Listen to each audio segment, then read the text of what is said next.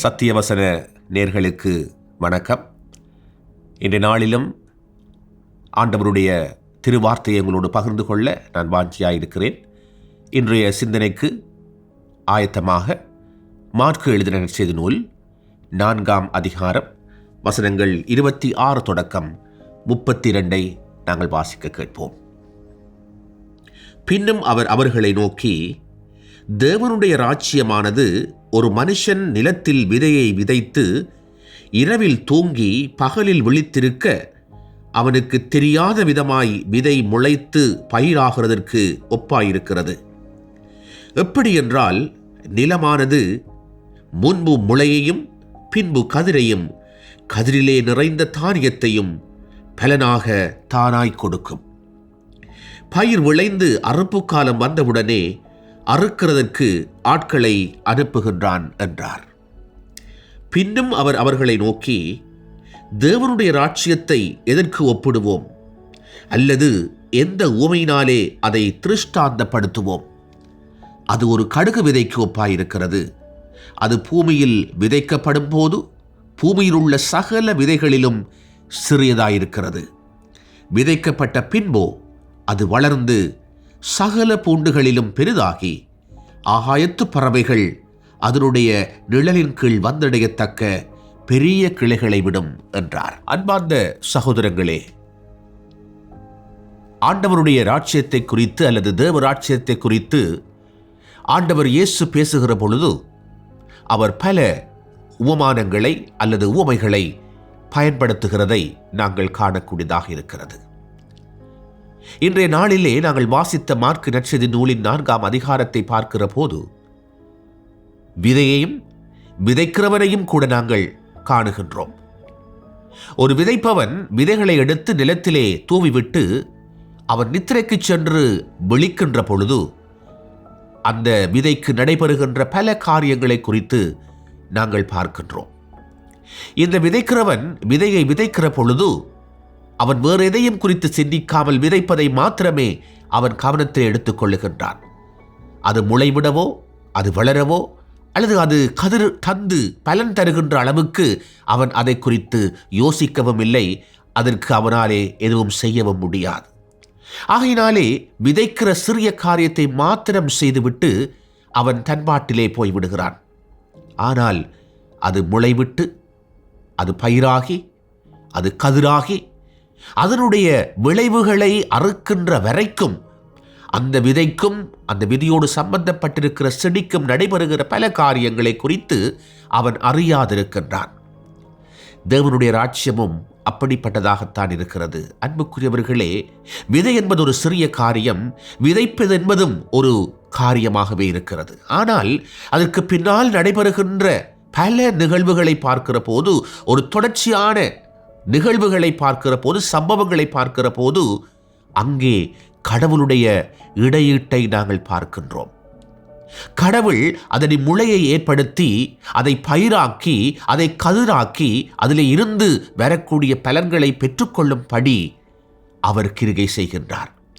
ஆகவே மனிதனுடைய செயல்பாடு சிறியதாயிருப்பினும் அதை அவன் நம்பிக்கையோடு அவன் மேற்கொள்ளுகின்ற அதே நேரத்திலே அதனுடைய பலனை அவன் பெற்றுக்கொள்ளுகின்ற காலம் வரைக்கும் இறைவனுடைய இடையீடு, இறைவனுடைய தலையீடு அல்லது இறைவனுடைய பங்களிப்பு அங்கே சிறப்பாக இருக்கிறதை நாங்கள் பார்க்கிறோம்.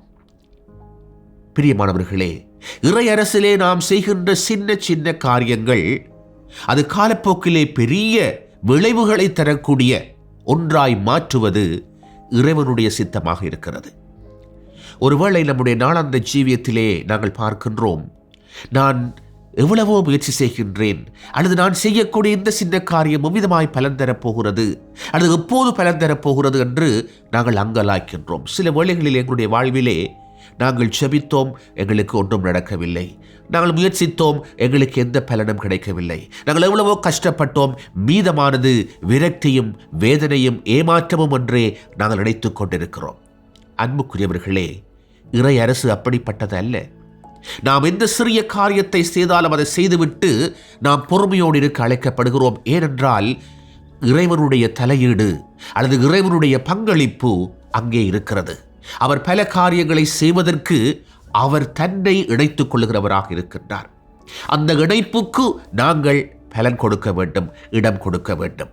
அதைத்தான் ஆண்டவர் எதிர்பார்க்கின்றார். அன்பார்ந்தவர்களே, நம்முடைய பிள்ளைகளுக்காக, நம்முடைய தேவைகளுக்காக ஒரு சிறிய செபத்தை நாம் ஏறெடுக்கிற பொழுது அந்த ஜெபத்துக்குரிய பலனை ஆண்டவர் காலப்போக்கிலே நமக்கு தருகிறவராக இருக்கிறார். ஆண்டவருடைய வார்த்தையை நாம் பகிர்ந்து கொள்ளுகின்றோம். ஒரு நபரோடு நாங்கள் ஒரு சிறிய காரியத்தை பகிர்ந்து கொள்ளுகிறோம், அவருக்குரிய வழிகளை நாங்கள் காண்பிக்கின்றோம். ஆனால் காலம் செல்ல இறைவனுடைய தலையீடும் வழிநடத்தலும் வருகின்ற போது அந்த காரியம் மிகுந்த பலனாக அந்த மனிதனுடைய வாழ்க்கையை மாற்றி அவரை ஒரு பெரிய இடத்துக்கு கொண்டு செல்லுகிற, அவருடைய வாழ்க்கை ஒரு பெரிய மாற்றத்தை கொண்டு வரக்கூடிய ஒரு காரியத்தை அந்த வார்த்தை செய்திருக்கும். ஏனென்றால் விதைப்பது மாத்திரம்தான் நம்முடைய பொறுப்பு, அதனுடைய பலனை தருவது இறைவனுடைய சித்தமாக இருக்கிறது. அந்த சித்தத்தை புரிந்து கொண்டு நம்முடைய வாழ்நாளிலே நாம் சின்ன சின்ன காரியங்களை ஏறெடுத்தாலும் நம்பிக்கையோடு நாம் அதை செய்ய அழைக்கப்பட்டிருக்கிறோம். அந்த நம்பிக்கையே எங்களுக்குரிய பலனை கொண்டு வருகிறதாக இருக்கிறது. ஆகவே நான் மாத்திரமல்ல, நானும் இறைவனும் என்பதை, நானும் தேவனும் என்பதை நாங்கள் புரிந்து கொண்டு எங்களுடைய வாழ்க்கையிலே முன்னோக்கி செல்ல அழைக்கப்பட்டிருக்கின்றோம். ஆகவே வாழ்க்கையிலே விரக்தியோடு இருக்கிறோமா, அது வாழ்க்கையில ஏமாற்றத்தோடு இருக்கிறோமா, எங்களை ஒன்றே முடியவில்லையே, நடக்கவில்லையே என்று அங்கலாய்த்துக் கொண்டிருக்கின்றோமா? பிரியமானவர்களே, ஆண்டவருடைய தலையீட்டுக்கு, ஆண்டவருடைய பங்களிப்புக்கு நாம் இடம் கொடுப்போம். ஏனென்றால் நாம் விதைப்பது மாத்திரம்தான் நம்முடைய பொறுப்பாயிருக்கிறது. நாம் சின்ன சின்ன காரியங்களை நம்பிக்கையோடு செய்வது மாத்திரம்தான் நமக்கு தரப்பட்டிருக்கிற பொறுப்பாக இருக்கிறது. நாங்கள் தூங்கி விழிக்கிற பொழுது அதனுடைய மாற்றங்கள் பலவிதமாக இருக்கிறது. அது நாளுக்கு நாள் மாறிக்கொண்டே செல்லுகிறது. ஆனபடினாலே இறைவனுடைய பங்களிப்புக்கு நாம் அதை ஒப்புக் கொடுக்க அழைக்கப்படுவோம். பாருங்கள், கடுகு விதை ஒரு சிறிய விதையாக இருக்கிறது. எல்லாவற்றிலும் ஒரு சிறிய விதையாக இருக்கிறது. அந்த விதையை அவன் விதைத்து அது பெருவிருட்சமாக வளர்கிறது. பெருவிருட்சமாய் வளர்வது மாத்திரமல்ல, அது வளர்ந்து பலன் கொடுத்து அந்த பலனை சாப்பிடுவதற்காக, பங்களிப்பு செய்வதற்காக பறவைகள் வந்து அங்கே அது கூடு கட்டி அவைகள் தம்முடைய வாழ்க்கையை ஆரம்பிக்கிறது. பாருங்கள், ஒரு சிறிய விதையை விதைக்கின்ற பொழுது நடைபெறுகிற காரியம், ஆனால் அது ஒரு பெரிய விருட்சமாகி பறவைகளுக்கு அது கூடுகள் கட்டுகிற அளவுக்கு, அல்லது பறவைகள் வந்து அதிலே தங்கள் உணவை பெற்றுக்கொள்ளுகின்ற அளவுக்கு அது பெரிய விருட்சமாய் மாற்றமடைகிறது. இது யாருடைய பங்களிப்பு? நமக்கு தெரியாது. ஆனால் இறைவனுடைய பங்களிப்பு அல்லது இறைவனுடைய செயல்பாடு அங்கே இருக்கிறது. விதைக்கிற பொழுது பறவைகள் வந்து அங்கே கூடு கட்டும் என்று அவன் ஒருபோதும் எண்ணி இருக்க மாட்டான். ஆனால் அந்த கடுகு விதை சிறிதாயிருப்பினும் பெரிய காரியங்களை செய்கிறது. பெரிய காரியங்களை மாத்திரமல்ல, அநேகருக்கு ஒரு பலனை கொண்டு வருகிறதாக இருக்கிறது. ஆகினாலே அன்பார்ந்த சகோதரங்களே, இந்த கடுகு விதை அல்லது விதைப்பவன் நம்முடைய வாழ்க்கையிலே ஒரு பெரும் உதாரணமாக இருக்கிறான். விதைப்பது மாத்திரம்தான் விதைப்பவனுடைய பணி. இறைவனுடைய தலையீடு அங்கே இருக்கிறது. விதை ஒரு சிறியதாக இருக்கிறது, ஆனால் அது பெருவிருட்சமாய் அது வளர்ந்து அடுத்தவருக்கு பலனை கொண்டு வருவது இறைவனுடைய சித்தமாய் இருக்கிறது. ஆண்டவரை நம்புவோம், இறைவனை விசுவாசிப்போம். அவர் பெரிய காரியங்களை எங்களுடைய வாழ்க்கையிலே செய்வார். ஆகவே உண்மையானதை, நேர்மையானதை, பலனுள்ளதை, சிறிய காரியம் ஆயினும் நாம் மேற்கொள்வோம். பலனை தருவது இறைவனுடைய சித்தமாக இருக்கிறது. அந்த சித்தத்துக்காக நாங்கள் காத்திருப்போமா? ஆண்டவர் நம் ஒவ்வொருவரோடும் கூட இடைப்படுகின்றார்.